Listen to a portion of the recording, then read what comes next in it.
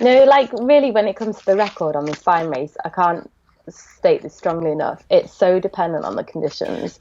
I mean, if we'd had deep snow, that I wouldn't. There's no way I would have broken the record. So, I'm really proud of I guess, the run I had at the spine because I know I gave it everything. And the record was kind of almost incidental in that. Because if it had been another year, then it wouldn't have been possible.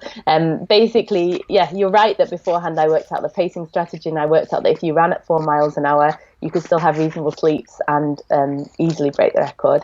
But I wasn't trying to break the record. It was just that that's what we worked out as the time that you would finish if you ran at that pace. As it turned out, it was impossible to run at that pace in the later stages anyway. So, and if it hadn't been that we were having such a close race with the Eugenie, I would have probably slept more and I would have finished later. It wasn't as if I was desperate to finish that evening. Although it was very nice. It was very nice to only be away from Rowan for 3 nights. So it was a real bonus. Yeah, that is a real bonus, and you had that extra motivation to get to the finish as well. Would you do the spine race again, or a similar type of race, do you think?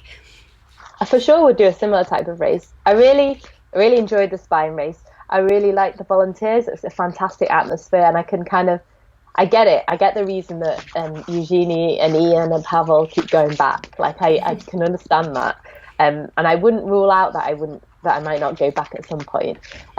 But I guess what I would say is that for me, last year at the spine, it was almost the perfect race. You know, like I gave it everything, and it all worked out for me. And I can't help but feel that if I go back, I probably will struggle to have the same amazing experience that I had the first time. And I do feel that sometimes if you have an experience like that, then in some ways it's better to be very happy and move on and do something else, you know, rather than kind of spoil it by going back and sort of being less happy with it. Yeah, so I'm not sure. I wouldn't know, but I certainly would like to do more kind of really long ultra multi-day stuff or non-stop kind of 200-300 mile stuff, because it was a real challenge that I enjoyed it. So I'd like to try more. Amazing. Well, that's really good to know, because it would be amazing to see you doing more.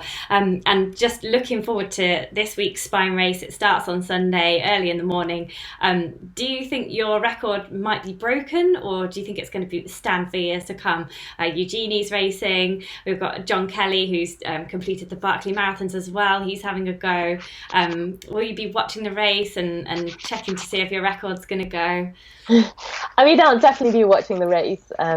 I'm really looking forward to not watching it, and to being able to go to bed in the evening, actually, after checking the dots. But yeah, in terms of the record, I guess there doesn't look like there's going to be a lot of snow at the moment, so that probably will help. It's relatively wet. I can't remember if it was wetter than this last year or the same. So I don't know, maybe the record will go.